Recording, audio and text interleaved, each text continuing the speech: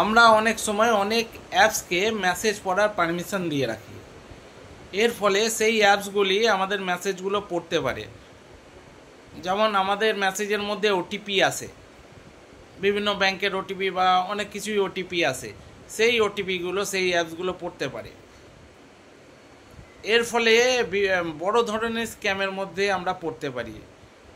তাই মেসেজ যাতে অন্য অন্য কোনো অ্যাপস পড়তে না পারে, সেটা কিভাবে একটা সেটিংসের দ্বারা ঠিক করা যায় সেটা আমি আজকে দেখাবো। ভিডিওটা অবশ্যই পুরোটা দেখুন আর ভিডিওটা সেভ করে রাখুন। ভিডিওটা অনেক কাজে লাগবে আমাদের। মোবাইলের সেটিংয়ে চলে আসবেন। আসার পর প্রাইভেসি অপশানে চলে যাবেন। দেখবেন কারোর কারোর অপশানটা সিকিউরিটি অ্যান্ড প্রাইভেসি একসাথে থাকে। আপনি প্রাইভেসি অপশানে চলে যাবেন। চলে যাওয়ার পর এখানে আপনি পারমিশন ম্যানেজারে যাবেন। পারমিশন ম্যানেজারের যাওয়ার পর আপনি মেসেজ কোথায় আছে খুঁজবেন। এসএমএসে গেলেন।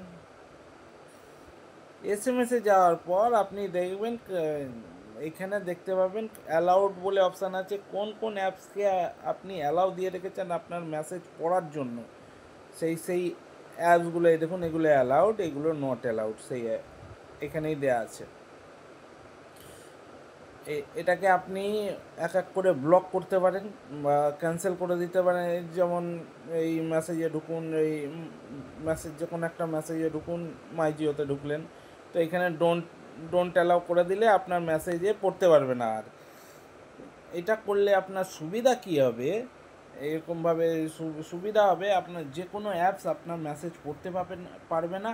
আর আপনি যে কোনো বড় ধরনের স্ক্যামের থেকে বাঁচতে পারেন। জানেন ওটিপি দিয়ে আজ কত কি স্ক্যাম হয়, আপনার ওটিপি মেসেজেই আসে। ওই জন্য এই ভিডিওটিকে সেভ করে নিন। আর এরকম ভিডিও পাওয়ার জন্য আমাকে সাবস্ক্রাইব করে রাখুন।